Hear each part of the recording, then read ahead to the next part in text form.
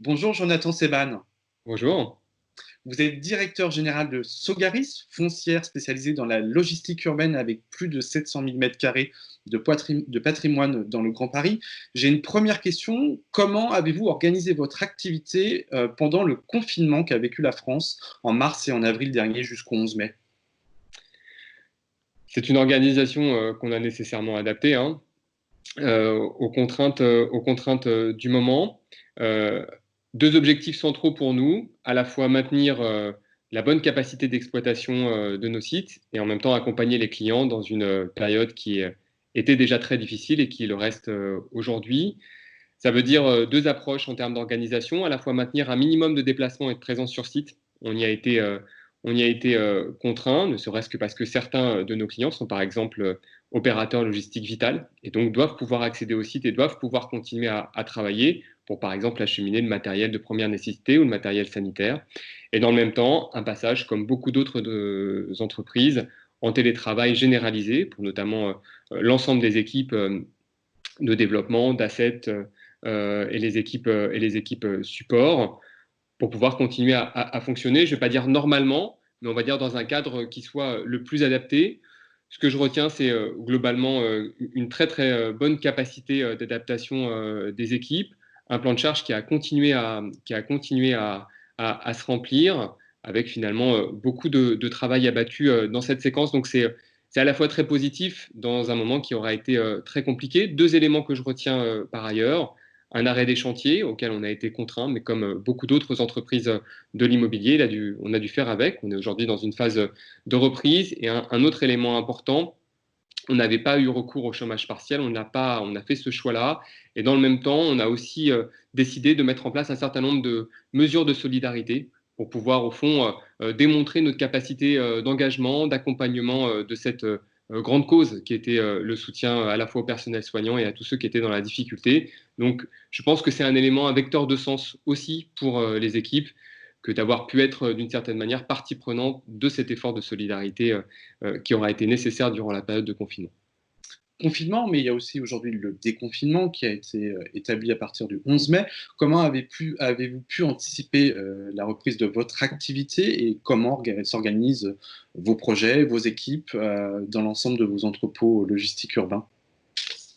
Alors, il y a deux sujets, je pense. Il y a à la fois la reprise de l'activité de nos clients, qui, il est vrai, revient progressivement sur des niveaux de charge, on va dire, davantage acceptables, notamment au regard de ce qu'était leur activité avant crise. Mhm. Euh, et puis, il y a l'activité de Sogaris. Alors, on a des éléments de contrainte qui sont importants et je ne détache pas à la fois le sujet professionnel du sujet personnel, le retour à l'école, notamment des enfants. Pour certains collaborateurs, c'est important. Pour beaucoup d'autres, il reste quand même la contrainte aujourd'hui de devoir continuer à travailler de chez soi. Donc, aujourd'hui, le déconfinement, il s'opère de la manière suivante. On observe à la fois une reprise progressive de nos chantiers. On est en train, en tout cas, d'y travailler. Ça, c'est un premier élément extrêmement important. Comme je vous disais, une reprise d'activité de nos clients, ce qui nous invite à intensifier les présences sur site, notamment sur nos plateformes grand parisiennes, lyonnaises et marseillaises. Enfin, un dernier élément, je l'ai évoqué dans la question précédente, mais c'est encore le cas aujourd'hui, c'est l'accompagnement des clients, Mhm. notamment dans évidemment le recouvrement des loyers et charges. Sogaris a une approche qui a été assez claire dès le début, puisque nous avions opté pour un report des loyers et charges pour notamment les très petites entreprises, pour un accompagnement des PME qui aille là encore au-delà de ce qui avait été décidé entre le gouvernement et les grands bailleurs, et puis pour une approche au cas par cas pour les grands comptes. On est véritablement là je dirais, dans une approche quasi quotidienne, une surveillance quasi quotidienne de la santé de nos clients, parce que on se méfie de l'effet de ciseau entre à la fois la fin du dispositif aidé attribué par l'État et évidemment une reprise d'activité qui ne se fait pas dans une dynamique très forte. Donc il faut absolument travailler à accompagner les clients dans cette période compliquée.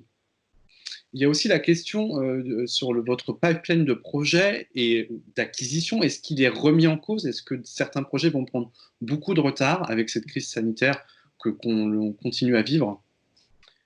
Alors, vous posez deux questions, Aurélien. Je réponds à la première d'abord. Est-ce qu'il y a une remise en cause du pipeline de projet? Absolument pas. Sogaris s'est engagé sur un plan d'investissement de 300 millions d'euros à réaliser entre 2019 et 2021. Donc, nous tenons la barre. D'ailleurs, ce plan est quasiment totalement engagé aujourd'hui. Je dirais presque que le confinement a eu un effet d'accélération sur un certain nombre de projets, puisque on a pu travailler dans des conditions telles que, en se recentrant sur un certain nombre de projets de développement, on a pu finalement avancer comme on le souhaitait en termes notamment de calendrier. Donc ça, c'est un premier point important. Après, il y a la deuxième question que vous évoquez, qui est celle du retard, notamment des projets en cours. Là-dessus, il faut quand même être assez, je pense, clair et honnête. Il y a à la fois le retard lié à la période, évidemment, de confinement et l'arrêt des chantiers que l'on a connu. Mais il va y avoir aussi un deuxième effet de retard, qui est la mise en place d'un certain nombre de mesures concrètes, précises, aujourd'hui sur les chantiers, pour minimiser les risques évidemment sanitaires durant les travaux. Et là, pour le coup, les délais en plus que nous allons prendre pour la réalisation de nos projets sont relativement incertains. Enfin, ce qui est quand même acquis, c'est qu'on va mettre plus de temps pour réaliser les projets. Donc, des retards, il va y en avoir. Ça, c'est certain. Tout le sujet pour nous, c'est de réussir à maintenir autant que possible la barre. Et donc, comme je vous le disais, de maintenir le cap de ce plan d'investissement qui est notre objectif cardinal sur la séquence 2019-2021. Vous avez un projet qui avait été primé lors de Réinventer Paris pour les sous-sols, je crois. Si je ne me trompe pas, c'est l'immeuble inversé au cœur de la capitale. Où en êtes-vous sur ce projet-là? Est-ce que vous pouvez nous donner un petit peu de détails? Est-ce qu'il a pris du retard avec cette crise? Alors, le projet de l'immeuble inversé, c'est effectivement, vous avez raison de le souligner, un projet qui a été lauréat de l'appel à projet porté par la ville de Paris, Réinventer Paris 2. Très brièvement, c'est un projet qui réinvente une logistique de proximité en lieu et place d'un ancien parking automatisé, donc sur un peu plus de 1000 mètres carrés, mais sur plusieurs niveaux en sous-sol. On a vocation à tenter d'organiser au mieux une logistique de quartier. On est dans une phase préparatoire au dépôt du permis de construire qui doit intervenir, en tout cas c'est l'objectif que l'on s'est fixé, d'ici l'été. Alors, pendant la période de confinement, de fait, les collectivités locales ont elles-mêmes été à l'arrêt, que ce soit dans la période d'instruction, dans la période de pré-instruction des autorisations d'urbanisme.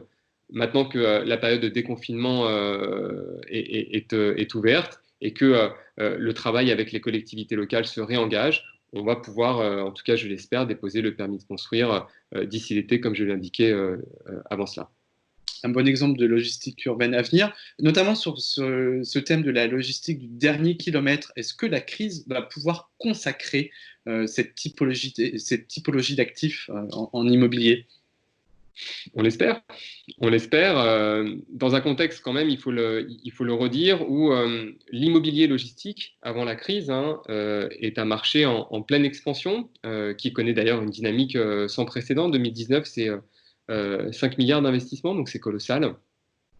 Donc on a une dynamique de marché qui est très forte, qui concerne la logistique en général et qui, en matière de logistique urbaine, est quand même en train aujourd'hui je dirais, de pétiller très clairement. C'était valable avant la crise, il me semble que ce sera valable après la crise.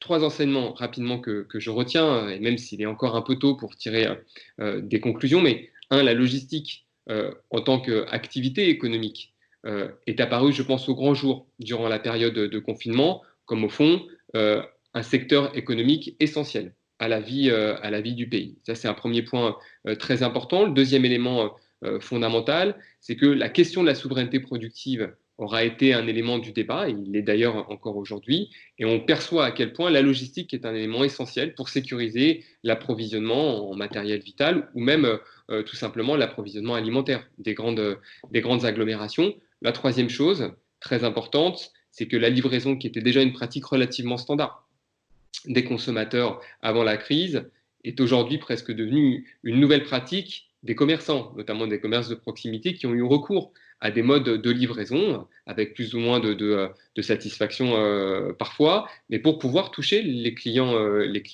finaux et pour pouvoir faire un peu de chiffre d'affaires dans la séquence. Donc je pense que ces 3 éléments-là argumentent encore plus en faveur de la construction d'une logistique urbaine qui soit véritablement au service de la construction et de la fabrique de la ville. Me semble-t-il, la logistique urbaine, c'était déjà une solution importante avant la crise. Ça devient une brique indispensable aujourd'hui de la construction de la ville durable, notamment dans une approche écologique, de résilience, très clairement, et aussi de minimisation de nuisances des riverains. Donc c'est tout cela qu'il faut réussir à faire. Ma conviction profonde, c'est qu'il faut à la fois allier de pair la réglementation, qui va, on le sait, de toute manière se durcir en matière de mobilité des biens. On voit à la faveur des différentes zones à faible émission qui émergent un peu partout en Europe. Et en même temps, une infrastructure immobilière localisée en ville ou très très proche des villes, et qui soit très très bien articulée aux objectifs de politique publique qui sont pensés par les grandes villes. Et je pense que c'est comme ça qu'on va réussir à faire de la logistique urbaine, je dirais, un véritable levier au service de la transition écologique, énergétique et sociale des territoires. Parfois, cette logistique urbaine, on a l'impression qu'elle est difficile à organiser, puisqu'aujourd'hui, toutes les grandes villes, Paris, diminuent la place de la voiture dans ces rues. Est-ce que vous attendez des prises de décision du pouvoir politique, qu'ils soient peut-être étatiques ou au niveau d'une municipalité, pour pouvoir passer à la vitesse supérieure sur la logistique du dernier kilomètre?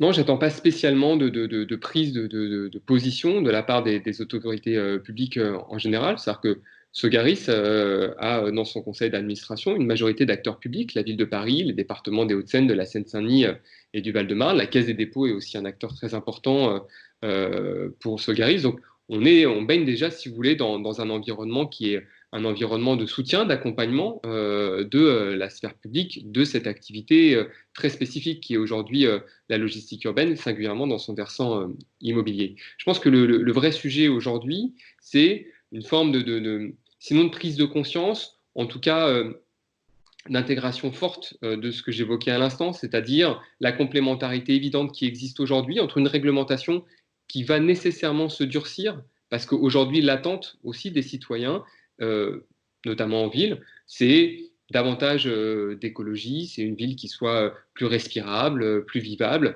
Je ne reviens pas là-dessus, et que le durcissement de cette réglementation, elle doit aller de pair avec des solutions, notamment pour les professionnels de la distribution, du transport, de la logistique, pour les commerçants également, de telle sorte à ce qu'ils puissent réaliser leur activité dans les meilleures conditions qui soient. Et c'est en cela que le développement d'un immobilier logistique est nécessaire. Je vous disais qu'il existe aujourd'hui un marché qui en fait est en train d'émerger. La responsabilité des acteurs publics, c'est leur capacité à peser sur les conditions d'émergence de ce marché, et notamment comment on réintègre totalement la problématique environnementale à l'intérieur des considérants portés tant par les investisseurs que par les exploitants, des choses qui se font d'ores et déjà. On voit de plus en plus d'exploitants qui utilisent des véhicules propres, qui fonctionnent à l'électrique, qui fonctionnent au gaz. On voit que la chose aujourd'hui devient de plus en plus courante. Comment les pouvoirs publics arrivent aussi à poser la question sociale, qui est un sujet évident. On l'a vu pendant la crise, la problématique de précarisation d'un certain nombre, notamment de salariés, pas des salariés, pardon,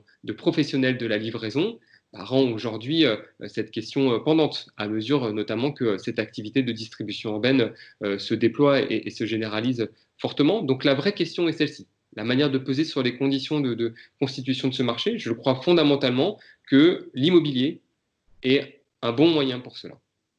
Merci, Jonathan Seban, pour votre participation. Merci à vous. Merci de nous avoir suivis. À très bientôt sur BITV.